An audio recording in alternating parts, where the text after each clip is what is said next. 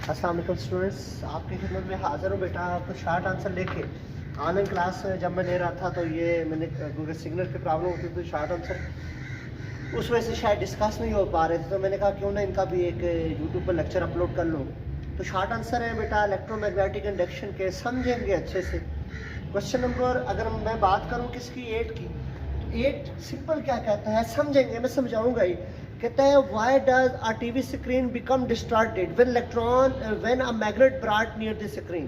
कहता है ये स्क्रीन है सपोज, कहता है स्क्रीन के पास अगर हम मैग्नेट को ले जाएं तो मैग्नेट को ले जाने से जो आपके पास टीवी स्क्रीन डिस्टॉर्टेड क्यों हो जाती है, कि मैग्नेट टीवी स्क्रीन के पास ले जाए तो वो डिस्टॉर्शन शो करती है, ऐसा क्यों होता है। तो इसका सिंपल आंसर ये है, कहता है when magnet is brought near the screen, कि जब मैग्नेट को स्क्रीन के पास ले जाते हैं then TV screen become distorted is because, इस वजह से है बेटा कि TV screen made up of electron, TV screen किससे कंसिस्ट करती है, इलेक्ट्रॉन पे। Electron have their own magnetic field, electron की अपनी क्या होती है बेटा, magnetic field. And magnetic field of magnet and magnetic field of electron interchange या इंटरेक्ट, मैग्नेट की मैग्नेटिक फील्ड इलेक्ट्रॉन की मैग्नेटिक फील्ड क्या करती है, इंटरेक्ट करती है, जिसकी वजह से टीवी स्क्रीन क्या हो जाती है बेटा, डिस्टॉर्ट हो जाती है। मैग्नेट को हम पास लेकर टीवी स्क्रीन के तो इलेक्ट्रॉन की डिफ्लेक्शन हुई मैग्नेट की वजह से, ये इलेक्ट्रॉन की मैग्नेटिक फील्ड ने टीवी स्क्रीन की मैग्नेटिक फील्ड के साथ क्या की बेटा, इंट्रैक्शन की, जिसकी वजह से टीवी स्क्रीन क्या हो गई, डिस्टॉर्टेड हो गई। ये क्या था बेटा क्वेश्चन नंबर 8।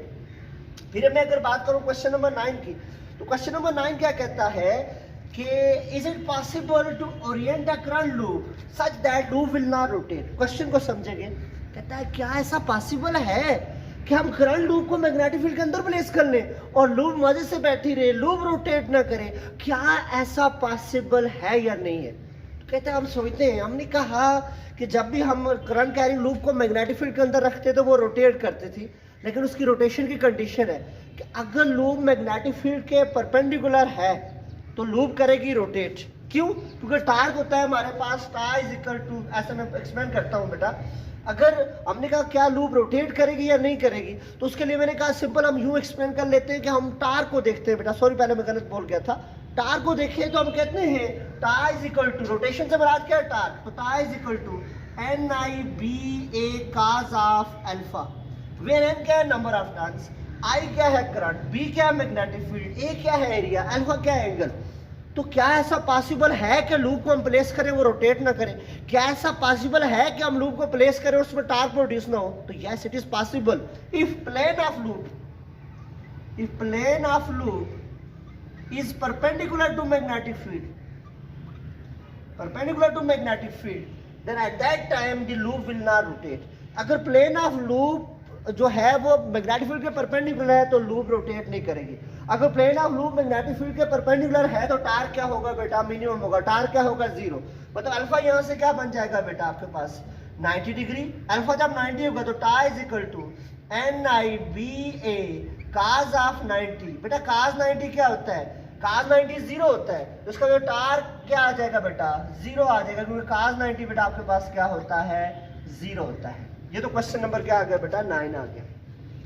क्वेश्चन नंबर 9 के बाद कहता है क्वेश्चन नंबर 10, कहता है is how a current carrying loop use as a detection of magnetic field. Question number 10 में ये कहता है क्या हम करंट कैरिंग लूप को मैग्नेटिक फील्ड की डिटेक्शन के लिए यूज कर सकते हैं। यस, हम करंट कैरिंग लूप को डिटेक्शन के लिए यूज कर सकते हैं। कैसे कि अगर कहीं पे भी लूप को रखें और लूप को रखने से लूप रोटेट कर रही है तो उसका मतलब वहां पे मैग्नेटिक फील्ड है। अगर लूप रोटेट नहीं करी इसका मतलब वहां पर मैग्नेटिक फील्ड नहीं है। मतलब हम यूं कह सकते हैं अगर कहीं पे भी मैग्नेटिक फील्ड होगी तो उसका लूप पे कोई ना कोई फर्क पड़ेगा, वो लूप को क्या कराएगी, रोटेट कराएगी, डिफ्लेक्ट करेगी और वहां से लूप मैग्नेटिक फील्ड को फाइंड कर लेगी। या ऐसा होगा कि लूप बेचारी किस फॉर्म में रहे, रेस्ट की फॉर्म में रहे, तो उसको पॉसिबिलिटी ये है कि या तो मैग्नेटिक फील्ड नहीं होगी या लूप मैग्नेटिक फील्ड के क्या होगी बेटा, पैरेलल होगी।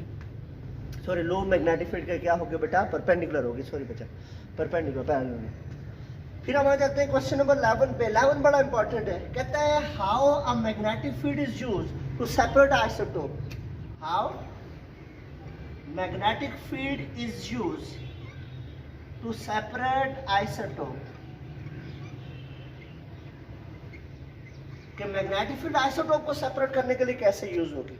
तो हमने कहा पहले पता होना चाहिए आइसोटोप क्या होते हैं। हम कहते हैं isotope is the atom of some element which having same charge number but different mass number. Isotope basically किसी भी ऐसे एलिमेंट के ऐसे आपके पास एटम है जिनका चार्ज नंबर क्या होता है सेम होता है, मास नंबर क्या होता है डिफरेंट। तो उसका मतलब अगर मैग्नेटिक फील्ड मास के लिहाज से डिफरेंट एटम को सेपरेट कर रही हो तो वो आइसोटोप को डिटेक्ट कर सकती है, आइसोटोप को सेपरेट कर सकती है। अगर मास के लिहाज से नहीं करेगी तो वो सेपरेट नहीं कर सकती। तो हम कहते हैं कैसे मैग्नेटिक फील्ड आइसोटोप को सेपरेट करती है। तो उसके लिए सिंपल हम कहते हैं सपोज हमारे पास मैग्नेटिक रीजन है, हमारे पास बेटा क्या है मैग्नेटिक रीजन। इस मैग्नेटिक रीजन के अंदर हम डिफरेंट एटम थ्रो करते हैं। जो ही मैग्नेटिक रीजन के अंदर अब एटम को थ्रो करेंगे एटम क्या एक्सपीरियंस करेंगे बेटा मैग्नेटिक फोर्स। और एटम जो मैग्नेटिक फोर्स एक्सपीरियंस करेंगे वो होगा F is equal to Q V B sine of theta. F is equal to Q V B sine of theta, ये एटम फोर्स को एक्सपीरियंस करेंगे। और मैग्नेटिक फील्ड चूंकि परपेंडिकुलर है तो थीटा क्या होगा बेटा आपके पास 90 degree. F is equal to Q V B sine of 90, बेटा साइन 90 क्या होता है 1। F इजिकल टू क्या आ जाएगा Q V B. This is question number 1। कहता है हमने कहा जो मैग्नेटिक फील्ड के अंदर हम रखेंगे किसको इलेक्ट्रॉन को, तो इलेक्ट्रॉन को जब मैग्नेटिक फील्ड के अंदर हम सपोज एटम को रखेंगे तो वो फोर्स एक्सपीरियंस करेंगे। अब वो जो एटम फोर्स को एक्सपीरियंस करेंगे बेटा वो क्या होगी, सिंपल अगर मैं बात करूं F is equal to Q V B. अब ये तो फोर्स आगे बचा, अब इसकी आगे बात करें इस फोर्स की वजह से ये जो एटम होंगे सर्कुलर ट्रैक के अंदर मूव करेंगे और सर्कुलर ट्रैक में जो फोर्स एक्सपीरियंस करेंगे वो होगी F is equal to M V square over R. This is question number 2। Compare कर ले दोनों को, कंपेयरिंग 1 and 2। जब कंपेयर करेंगे तो क्या फॉर्म बनेगी बेटा कि हमने कहा एटम को मैग्नेटिक फील्ड के अंदर इंटर किया, उन्होंने फोर्स एक्सपीरियंस किया F is equal to Q V B. अब उस फोर्स की वजह से एटम सर्कुलर पाथ में मूव हुए तो सेंटीमीटर फोर्स लगी F is equal to M V square over R. Compare करें दोनों को तो कंपेयर करें क्या फॉर्म बन जाएगी Q V B equal to M V square over R. V से कैंसल आउट हुआ तो आपके पास क्या बन जाएगा क्यू इधर मल्टीप्लाई इधर का divide B is equal to M V divided by R. B is equal to M V divided by R. यहां से देखें आर द डिवाइस अगर मल्टीप्लाई हो जाएगा R B equal to M V. बच्चा अगर यहां से देखें बी कांस्टेंट है, एम बी क्या है आपके पास एम डिफरेंट होगा क्योंकि आइसोटोप है, बी कांस्टेंट है और वी बी कांस्टेंट है तो R is directly proportional to M. R M के क्या होगा डायरेक्टली प्रोपोर्शनल। मतलब वो आइसोटोप जिसका मास ज्यादा है वो मैग्नेटिक फील्ड के अंदर इंटर होगा तो उसका रेडियस क्या होगा बड़ा, और वो आइसोटोप जिसका मास कम है उसका रेडियस क्या होगा कम। इस तरह हम डिफरेंट जब आइसोटोप थ्रो करेंगे वो डिफरेंट रेडियाई बनाएंगे, जब डिफरेंट रेडियाई बनाएंगे तो आइसोटोप क्या हो जाएंगे बेटा सेपरेट हो जाएंगे। हमने ये कहा कैसे मैग्नेटिक फील्ड आइसोटोप को सेपरेट करने के लिए यूज होती है, तो उसके लिए सिंपल बच्चा मैंने ये कहा ऐसे यूज होगी कि जो ही मैग्नेटिक फील्ड के अंदर रखेंगे तो उन पर मैग्नेटिक फोर्स लगेगी, उस मैग्नेटिक फोर्स की वजह से वो सर्कुलर पाथ में मूव करेंगे। अगर किसी एटम का सर्कुलर पाथ बड़ा है तो उसका मतलब उसका मास ज्यादा होगा, सर्कुलर पाथ छोटा है मतलब रेडियस उसका छोटा है तो उसका मास क्या होगा कम होगा। इन दिस वो डिफरेंट रेडियाई में मूव करेंगे और क्या हो जाएंगे बेटा सेपरेट हो जाएंगे। और ये कहता है क्वेश्चन नंबर बेटा आपके पास 11। क्वेश्चन नंबर 12 की बात करें, कहता है describe a condition when torque is maximum and describe a condition when torque is minimum. 12 की बात करें तो ये कहता है कि वो कंडीशन बताएं कि कब टार्क मैक्सिमम होगा और कब टार्क जो होगा वो मिनिमम होगा। तो इसके लिए टार्क का फार्मूला आना चाहिए। एज वी नो दैट, हम जानते हैं टार्क होता क्या है, torque is equal to N I B A cos of alpha. N number of turns है, आई करंट है, B magnetic field, A area है। तो अब हम बताना ये चाह रहे हैं कब टार्क मैक्सिमम होगा एंड कब टार्क क्या होगा बेटा मिनिमम होगा। तो टार्क कब बेटा आपके पास मैक्सिमम होगा, तो उसके लिए हम यूं कहते हैं बेटा कि हमारे पास torque is maximum when angle between magnetic field and plane of coil is 0 degree. Torque उसका मैक्सिमम होगा जब प्लेन ऑफ कायल और मैग्नेटिक फील्ड पैरेलल होंगी। जब प्लेन ऑफ कायल और मैग्नेटिक फील्ड के दरमियान एंगल क्या होगा 0 डिग्री। तो टार्क क्या बन जाएगा, torque is equal to N I B A cos of 0 degree. Cos 0 क्या होता है बेटा, काज ऑफ 0 होता है 1। तो torque is equal to N I B A आ जाएगा। ये किसकी वैल्यू आ जाएगी मैक्सिमम टार्क। ये किसकी वैल्यू आ गई मैक्सिमम टार्क। अब मिनिमम टार्क कब होगा बेटा, टार्क पूछा जाए मिनिमम कब है, तो मिनिमम के लिए आप क्या कहेंगे बेटा, torque will be minimum. Minimum torque होगा बेटा सिंपल, जब अल्फा होगा 90 डिग्री तो क्या फॉर्म बन जाएगी, N I B A cos of 90 degree, N I B A cos of 90, B बेटा ये काज 90 क्या होता है बेटा, काज ऑफ 90 0, तो टार क्या आ जाएगा मिनिमम, टार क्या आ जाएगा मिनिमम। मैक्सिमम किस पे है, जब एंगल 0। मिनिमम कब है, जब एंगल आपके पास क्या है बेटा 90 डिग्री। ये आपके पास क्या आ गया बेटा मैक्सिमम मिनिमम की कंडीशन।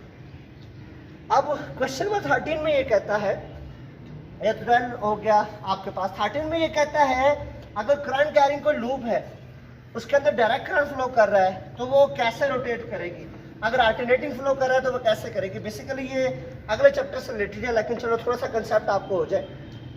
आपसे कहता है अगर कॉइल है ना वो मैग्नेटिक फील्ड के अंदर, अगर उसमें डायरेक्ट फ्लो करे तो वो हाफ रोटेशन के बाद बैक हो जाएगी, अगर डायरेक्ट फ्लो करे वो क्या करेगी, जस्ट हाफ टिल्ट करेगी बैक, क्योंकि करंट नहीं चेंज हो रहा तो उसकी मैग्नेटिक फील्ड भी चेंज नहीं होगी, करंट भी नहीं चेंज हो रहा, मैग्नेटिक फील्ड भी चेंज नहीं हो रही, जस्ट हाफ से टिल्ट करेगी वापस आ जाएगी। लेकिन अगर अल्टरनेटिव फ्लो कर रहा है तो कॉइल कंटिन्यूसली रोटेट करेगी, क्यों, क्योंकि उसका करंट भी चेंज हो रहा होगा, मैग्नेटिक फील्ड भी चेंज होगी, तो कंटिन्यूसली फोर्स एक्सपीरियंस करेगी और रोटेट करती रहेगी। ये थे बेटा आपके पास क्या शॉर्ट आंसर। मैंने कहा कुछ न्यूमेरिकल भी डिस्कस कर लेता हूँ लगे हाथ। तो पहला न्यूमेरिकल है बेटा सिंपल, ये कहता है पहले न्यूमेरिकल में find magnetic field B, magnetic field B find करें if maximum force acting on a conductor is 7 multiply by 10 की पावर -3 न्यूटन या 2 न्यूटन जो भी है बेटा, and length is 20 centimetre, length 20 centimetre है, current flowing through a conductor is 10 ampere. तो आपसे पूछा गया मैग्नेटिक फील्ड बी फाइंड करें, मैक्सिमम फोर्स दी हुई है, मैग्नेटिक फील्ड बी फाइंड करनी है। तो सिंपल फार्मूला बचा कि देखिए फोर्स दिया हुआ, लेंथ दिया हुआ, करंट दिया हुआ है, तो आपके पास आप जानते हैं F is equal to ILB sine of theta, कि force acting on a current carrying conductor is F is equal to ILB sine of theta, force is maximum when theta is 90, F maximum equal to ILB sine of 90। बेटा जो sign 90 होता है, ये sign 90 होता है 1, तो यहां से क्या फॉर्म बन जाएगी, F maximum equal to ILB, हमने B फाइंड करना है, IL इधर मजे ले रहा है, मल्टीप्लाई इधर आकर क्या हो जाएगा डिवाइड, तो F मैक्सिमम और IL इक्वल टू B, यहाँ वैल्यू पुट करेंगे तो आंसर आ जाएगा।